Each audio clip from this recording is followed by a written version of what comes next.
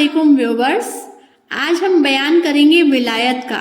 विलायत क्या है और अल्लाह ताला ने किनको हासिल करवाई है। विलायत अल्लाह ताला के दरबार में एक खास कुर्ब का नाम है जो अल्लाह ताला ने अपने फजल व करम से अपने खास बंदों को दी है। औलिया किराम हुजूर सल्लल्लाहु अलैहि वसल्लम के सच्चे नायाब है। अल्लाह ताला ने औलिया किराम को बहुत बड़ी ताकत और दुनिया में उनका इस्तेमाल करने की शक्ति भी दी है। बहुत सी गैब की बातें उनसे स्पष्ट होती है कि कुछ औलिया को अल्लाह ताला ने लोहे महफूज के इल्म से भी नवाजा है, लेकिन औलियाओं को ये सारे कमाल हमारे प्यारे आका आप सल्लल्लाहु अलैहि वसल्लम के वास्ते से हासिल हुआ है। औलिया की करामात हक है, इनका इनकारी गुमराह है।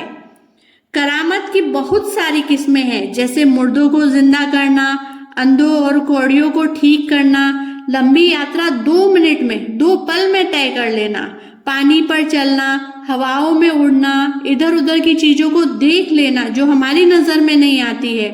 ये सारी किताब करामात सहाबा, उस किताब में भी इसका जिक्र किया गया है। औलिया किराम को दूर से और निकट से अगर हम पुकारें तो ये बुजुर्गों का तरीका है। औलिया किराम अपनी कब्रों में जिंदा है। उनका इल्म और उनका देखना और सुनना दुनिया की जिंदगी में अधिक ज्यादा शक्तिशाली होता है। औलिया किराम के मज़ारों पर हाजिरी देना मोमिनों के लिए बरकत की बात है।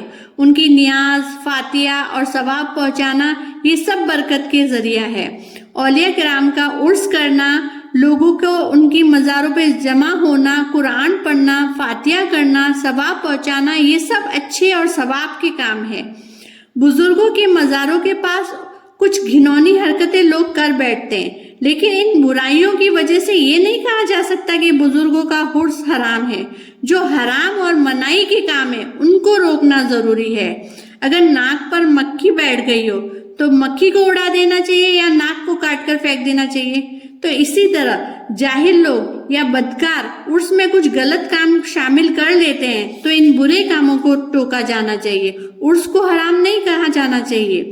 उलेमा व पीरों से मुरीद होना तो ये बात है कि उनके हाथों से गुनाह नहीं होना चाहिए। जायज है कि सवाब का काम करने लगे वो। अगर मुरीद होने से पहले पीर के बारे में हमें अच्छी तरह से जान लेना चाहिए। यदि पीर बुरे अकीदा वाला है तो उसका ईमान जाता रहेगा। आजकल तो ये माहौल हो रहा है कि बहुत से ईमान के डाकू और पीर के लिबास में घूमते रहते हैं। मुरीद बनने में तो बड़ी सावधानी की जरूरत होनी चाहिए।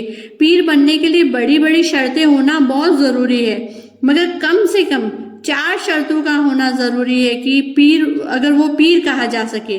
पहला, सुन्नी सही अकीदे वाला हो।